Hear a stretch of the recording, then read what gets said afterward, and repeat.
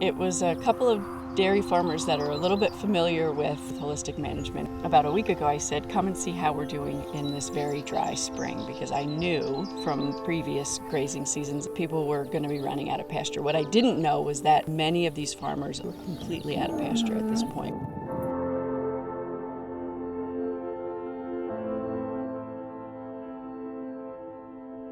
And I noticed a couple of farmers go back up into the field where we had the cows. Afterward, they called and they said, we want to know more. We want to talk about a grazing plan. They said, did you know what we were doing up there? He said, no.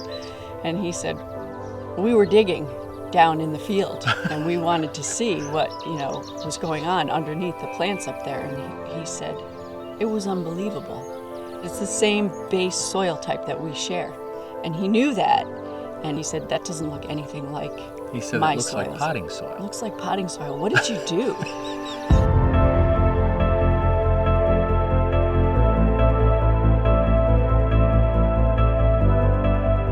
All of our land is already degraded. You can kill the soil with a plow just as easy as you can with a chemical. Something has changed. 80% of all fabric and textiles hit landfill. We need to understand nature because we've forgotten. Holistic management opened up a huge door for us. The way of managing how long animals are in one place and when they return to it. My animals are my tool to make it grow, to make photosynthesis go. The mortality rates decreased and people started living in peace. It's not for my betterment, it's for our betterment. Everything we do has an origin and an impact. We can create a beautiful and just world that we want to live in.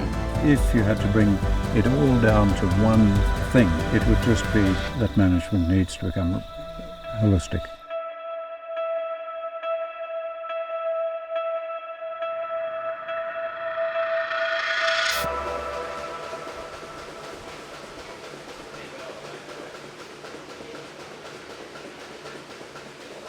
Dairy production is basically a dairy production facility where dairy cows are actually calved. That initiates the lactation, and then they're put through a facility, something like this, but usually they're much larger, in order to harvest the milk. And so they're milked typically once, twice, usually 3 times a day. And then that milk goes into a bulk tank, and it's usually sold to a processor at that stage. So at that point in time, the dairy farmer is done with the milk. That's the traditional model. And then once the processor takes the milk, they're going to pasteurize it, homogenize it, package it, and then put a label on it and put it into a distributorship. And the distributorship then will get that milk to a retailer. The retail dollar for that gallon of milk in the store, the farmer gets something less than 20% of that retail dollar. I didn't grow up a farmer. I grew up in Western New Jersey, and for whatever reason, when I was 13, wanted to be a farmer. After having worked in a bunch of different corporate jobs, my wife and I bought a farm. We weren't sure what we were going to do with it. Decided a year later, well, the only way we could leave, I could leave my corporate job was to milk cows, because milking cows gives you a regular paycheck. The problem is that the regular paycheck isn't big enough to leave your job. So we started thinking about organic, which we went certified organic in 2007, and at the same time grass-fed, because we wanted to add value to the milk that we were producing with our cows and thought that that was the next logical step. Between conventional and organic, you can actually display the same nutrition profile in the milk. It's just a matter of how it was produced, whether it was organic or conventional. When you go to grass-fed, from a laboratory analysis, chemical standpoint, it is a definitively different product. We started out as pretty inexperienced dairy farmers, and what we've learned has been just absolutely mind-blowing. We started out just family cows and a beef operation, and had an opportunity to buy this place, and foolishly thought that, hey, we're good grazers, we're doing awesome grass-finished beef, we'll just graze some dairy cows. Who wouldn't like grass-fed dairy? We transitioned an organic herd to grass-fed, to 100% grass-fed, and found out how much we didn't know. That's it. So grass-fed, we talk about it like it was, you had to be an A-lister. You had to really be able to manage your farm. And then when we started to apply the planning from holistic management, it was like a marriage, Chris. It was perfect. It was like, this is the piece that we were looking for. Holistic management is a body of knowledge that implements planning processes that help us manage the resources of the farm. The knowledge of 4 ecosystem processes, which are the mineral cycle, water cycle, energy flow, community dynamics. Holistic planned grazing is a set of calculations that takes into account previous carrying capacities and known approximate recovery rates so that we can provide a balanced and full ration for dairy cows on pasture alone, which is really critical for 100% grass-fed dairy. Soil is really the foundation of any solid farming operation, and it's been an undersung kind of phenomenon, I think, in academic institutions. As an animal scientist coming through the University of Illinois, I was not taught anything at all about soil, so I had to learn this all in retrospect. Managed intensive grazing systems where we're moving the cattle, allowing adequate rest for the plant physiology to completely recover is essential. We all know that manure is actually a resource to be managed. It's a probiotic for the soil, and we need to use it as such. The animal impact is the other aspect that I've really grown an appreciation for that I hadn't really thought about. Breaking up the soil caps and allowing more cycling of water and cycling of nutrients down into the soil profile is a really key component. So I think livestock are essential. Otherwise, you don't have the cycling of nutrients that you need in these kinds of ecological systems. So when we work with farms, we view farms sort of on a informal continuum. You know, obviously you start on the conventional side, and on the far other side are, you know, like the uber grazing, ultimate calf on cow dairy operation, and we're trying to move people along that continuum, and part of that framework is holistic management, and particularly starting with planned grazing, because it's the foundation that you have to start from. Feed costs are a dairyman's biggest expenditure, and they know that. And if they have a pasture component to their farm already, then it's a really easy conversation to broach, because they know that when they take advantage of pasture, their profits go up. And right. We talk about our numbers in that sense because there's a value for every day that the cows are on pasture in comparison to every day they're on feed. On this little farm, it's in the $300 to $400 a day. So it doesn't take very long to be real money. I think the other people that are starting to implement holistic management are finding that their lives are easing up. The intensity is slowing, and there's just a levity that is coming with the farmers that are starting to use these plans.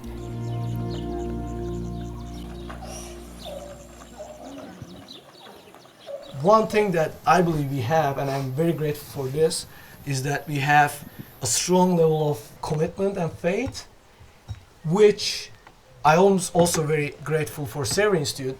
We said, look guys, we have nothing. We don't know about farming. We are not farmers. We are not born to be farmers. We don't have money. We don't have land. The only thing we have is our commitment. And normally I would expect any institution, anybody, will say, well, you guys are nice, but come back when you got something. But instead, Savory Institute said, well, guys, that's what matters. So please join in. We want you in.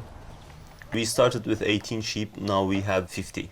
We started an egg business with 60 hens, now we have around 200. We started with 14 goats, now we have around 100.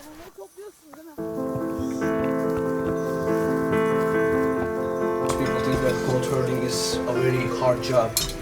No, actually the herding part is not so hard, but the milking part is hard. That's why people, if you don't milk it, you can't make money. How do you sell it? We pasteurize it and we turn it into cheese. Okay. We divided enterprises, so the first enterprise is the goat enterprise, and its product is the milk, which is put on the doorstep of the milk enterprise. The enterprise take it and turns it into yogurt and pasteurized milk, definitely, and cheese mostly nowadays. Well, where do you do that at? We're building a new building for that, and right now we have a small workshop.